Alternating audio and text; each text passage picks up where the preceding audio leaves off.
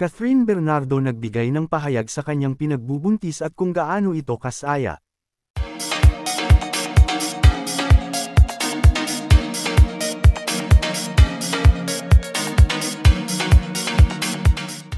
Maraming ang mga netizen ang hindi inakalang hindi totoo ang balitang buntis si Catherine Bernardo. Kamakailan nga lang ay napabalitang buntis ang aktres at pinagkaguluhan ito sa social media. Matapos ng ma-interview ni Tito Boy Abunda ang aktres, kinumpirma nito na totoong nagdadalang tao na siya ng 2 buwan. Nagbigay din ng pahayag si Catherine na sobrang magiging proud siya bilang isang ina. Dagdag pa niya, gagampanan niya ang tungkulin na naiwan sa kanya at aalagaan niya umano ang kanyang anak.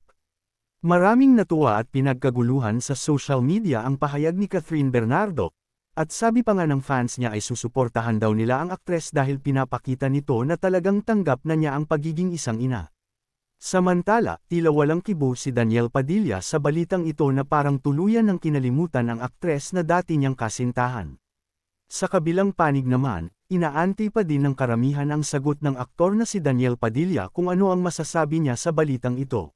And this are chika for today mga ka-showbiz, sana nag-enjoy kayo. Don't forget to like, share, subscribe and click the notification bell for more updates.